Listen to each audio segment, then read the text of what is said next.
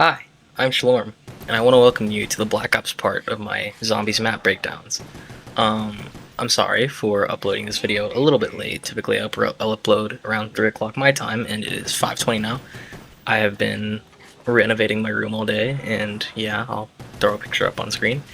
But yeah, I urge you to watch the video, because this is probably my favorite one I made so far, because I love Kino, but I also dislike it in some ways, so yeah. Enjoy the video.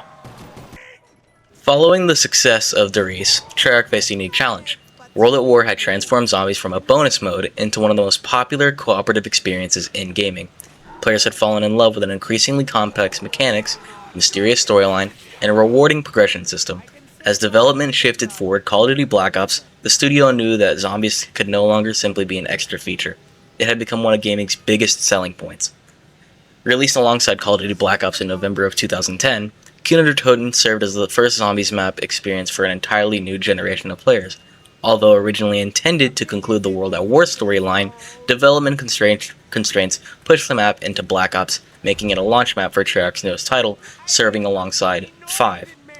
Looking back today, the decision will prove incredibly important, as Kino Toten introduced millions of players to zombies for the very first time. The name Kino der Toten translates from German to Theater of the Dead, as an appropriately fitting title for one of the most iconic locations in an entire franchise. Instead of an abandoned factory or remote military outpost, players now found themselves trapped inside of a ruined theater somewhere in Germany, actually in Berlin.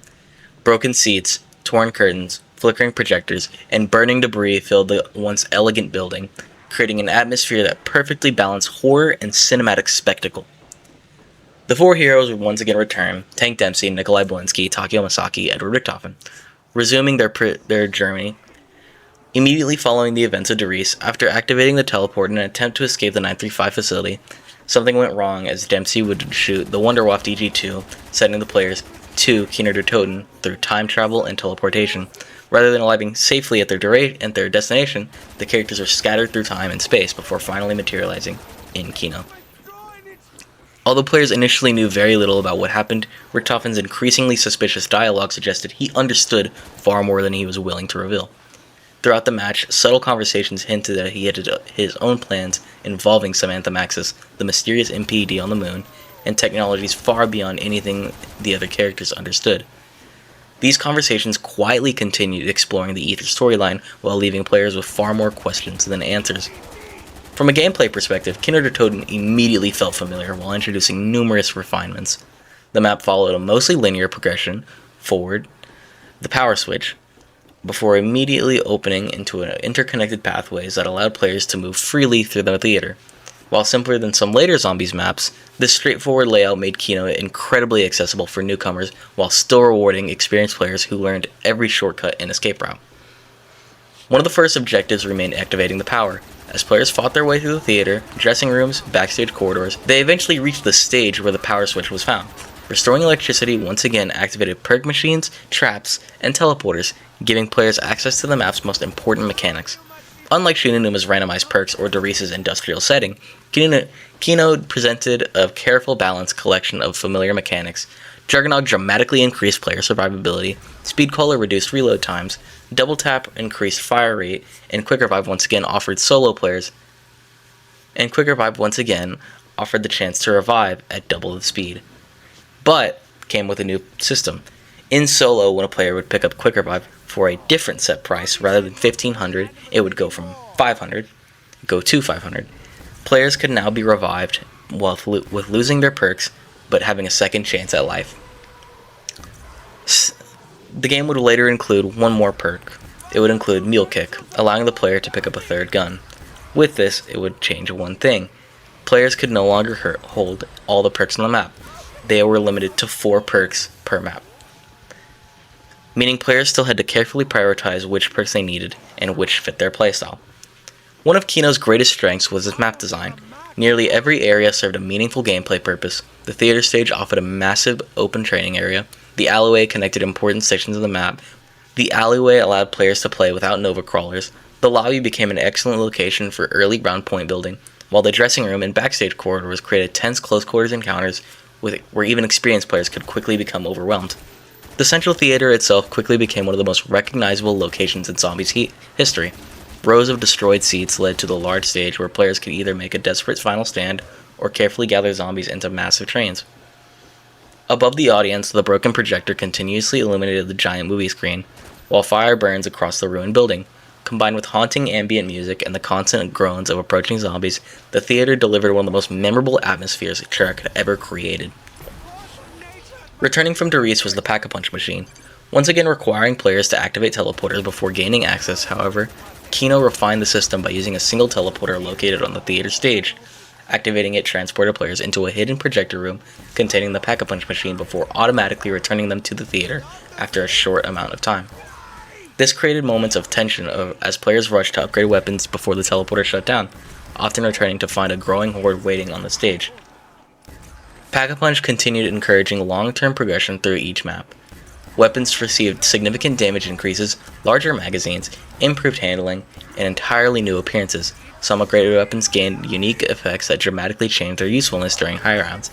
Rather than relying exclusively on the mystery box, players now had meaningful design choices that could be bought using 5,000 points. The mystery box itself also introduced one of the most beloved weapons in all of Zombies history, the Thunder Gun. Unlike the Wunderwaffe, which relied on devastating electrical chain reactions, the Thunder Gun functioned as an experimental air cannon capable of unleashing an enormous blast of compressed force. Firing the weapon instantly launched entire hordes of zombies backwards, killing nearly everything caught within its range regardless of round number. Players no longer needed to carefully group zombies together before firing.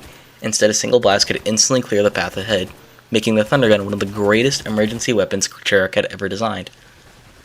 Its strengths became even more apparent during high-round gameplay. As zombies' health continued increasing, conventional weapons gradually became ineffective despite the Pack-a-Punch.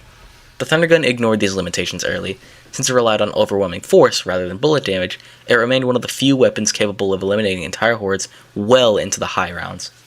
Ammunition remained limited, forcing players to carefully conserve every shot, but in desperate situations, few weapons were more reliable. The arrival of the Thunder Gun also shifted high-round strategy, away from purely defensive play. Rather than holding narrow choke points indefinitely, experienced players began using the Wonder Weapon as an emergency escape tool while relying on training techniques for the majority of each round. The philosophy of movement over camping would continue defining Black Ops Zombie strategy well throughout each era. Another memorable addition introduced in Kino Toten was the Nova 6 crawler. Unlike traditional zombies, these mutated test subjects slowly shuffled towards players while exploding into clouds of poisonous gas upon death.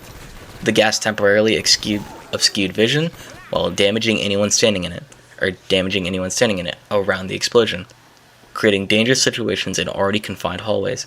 Although individually far weaker than normal zombies, groups of crawlers force players to constantly reposition themselves and rethink familiar routes throughout the map. The inclusion of Nova Crawlers also reflected Treyarch's growing emphasis on environmental storytelling. Rather than simply introducing a new enemy for gameplay variety, the creatures represented failed Group 935 projects involving Nova 6 gas, connecting the enemy design directly to the facility's scientific history. Every encounter reinforced the idea that players were exploring the aftermath of disastrous experiments rather than simply surviving another zombie outbreak. As players became more familiar with Kino Toten, the map also quickly established itself as one of the greatest high-round maps in Zombies history at the time. While its layout appeared relatively simple on the surface, experienced players discovered that nearly every area of the theater could support a defensive strategy, or a different strategy. Depending on personal preferences and team size, some players favored a defensive camping, while others embraced the increasingly popular idea of training. The theater stage soon became the map's most iconic training location. Thanks to its wide-open design and multiple escape routes, players could continuously circle the stage while allowing large groups of zombies to gather behind them. Once the horde had been grouped together, players could fire either the Thunder Gun into the crowd or unload an upgraded weapon into the tightly packed enemies, before repeating the process. The strategy rewarded patience, awareness, and precise movement far more than raw shooting ability. Many players considered Kino to the map that truly popularized training within the wider Zombies community. While Shinonuma and Derice had already introduced the concept, Kino's forgiving layout made the strategy far more accessible for average players. Entire YouTube channels began producing guides demonstrating effective movement, optimal training routes, and ammunition conservation tips, Before long, surviving to round 50 had transformed from an almost unimaginable accomplishment into an achievement goal that dedicated players into the game. The fire trap and electric trap also became essential components of many high round strategies. Located throughout the theater, these traps allowed players to eliminate entire waves of zombies without consuming valuable ammunition. Skilled players frequently rotated between traps while saving the Thundergun for emergencies, creating an efficient cycle that dramatically extended their survival. Careful trap management became just as important as weapon selection, especially as rounds progressed and would become increasingly more difficult. Another feature that contributed to Kino's longevity was the MP40 wall weapon. Located inside the dressing room, the MP40 offered players a dependable source of ammunition throughout the match. Even during high rounds, many players preferred carrying an upgraded MP40 simply because of its ammunition, and how it could always be replenished without relying on max ammo drops or repeated mystery box spins. Combined with the Thundergun, the loadout became one of the most reliable setups in all of Black Ops Zombies history. Continuing a tradition that began in Shi No Numa, Kino Toten featured another hidden musical Easter egg. By interacting with 3 meteorite fragments scattered through this theater, players could activate the song 115 performed by Alina Siegman. Unlike the brief musical cues found in earlier maps, 115 became a full vocal track that perfectly matched the frantic pace of Zombies gameplay. As the heavy guitar riffs echoed throughout the theater, the atmosphere shifted dramatically, making already intense rounds feel even more chaotic. This song quickly became one of the most recognizable pieces of music in the franchise and remains a fan favorite more than a decade later. Beyond simply serving as an entertaining Easter egg, the lyrics carried subtle references to Element 115, scientific experimentation, and humanity's struggle against the undead. While many players initially viewed the song as little more than background music, later entries in the series demonstrated that Treyarch often used the musical Easter eggs to reinforce themes found within the overarching Ether storyline. Kino Toten also expanded the hidden narrative through scattered radios and environmental storytelling. Throughout the abandoned theater, players could find recordings left behind by Dr. Ludwig Maxis, providing additional insight into Group 935's increasingly dangerous experiments. These recordings revealed more information regarding teleportation research, Element 115, and Samantha Maxis.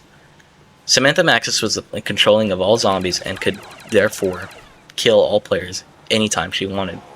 Her growing influence on the undead allowed players to learn that she was more powerful than anything. The theater itself also served as a reminder of how widespread the catastrophe had become. Rather than taking place inside an isolated laboratory, Kino showed that the undead has spread into civilized locations, leaving behind abandoned buildings frozen in time. Every destroyed chair, collapsed hallway, and burning section of the theater reinforced that feeling that society had already fallen before the characters had arrived. The theater that players would play in was a previous Group 935 laboratory converted from a theater.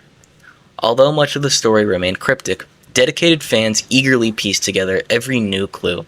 Online communities spent countless hours analyzing radio transmissions, translating hidden messages, and debating the true intentions of Richtofen, Maxis, and Samantha. Kino helped transform zombies from a survival mode into one of gaming's most discussed mysteries.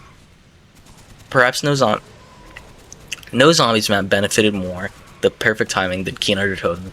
As the launch map for Black Ops 1, it introduced millions of completely new players to the mode while simultaneously satisfying longtime fans who had followed the story since Nocturne and Toten. Its accessible layout, memorable wonder weapon, and balanced difficulty all created a perfect identity for itself and allowed newcomers to feel the map.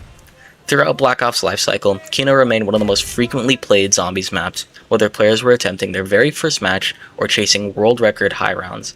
The theater became attracting and continued to attract every player of every skill level. Its combination of simplicity and strategy allowed nearly every player to enjoy the map and had room for mastery. The map played an enormous role in the rise of zombies content creators community. Many of the earliest strategy guides, high round commentaries, Easter egg explanation, and gaming commentaries were recorded on Kino Toten. As zombies continued growing throughout the early 2010s, the theater became one of the most recognizable settings in all of franchise history, helping launch countless creators who specialized in zombies content. Looking back today, it is easy to understand why Kino Toten remains one of the franchise's most beloved maps. It successfully redefined nearly every mechanic introduced during World at War, while presenting them in an approachable package that welcomed an entirely new generation of players. The Thunder Gun became an instant classic. Training reached new levels of popularity. Pack-a-Punch returned stronger than ever. Weapons were changed and swapped out, and the storyline continued growing in both scale and ambition. In many ways, Kino Toten represents the end of Zombies' formative years. Everything introduced throughout Nocturne Toten, Verrückt, Shinonuma, and Derice had been carefully refined into one polished experience.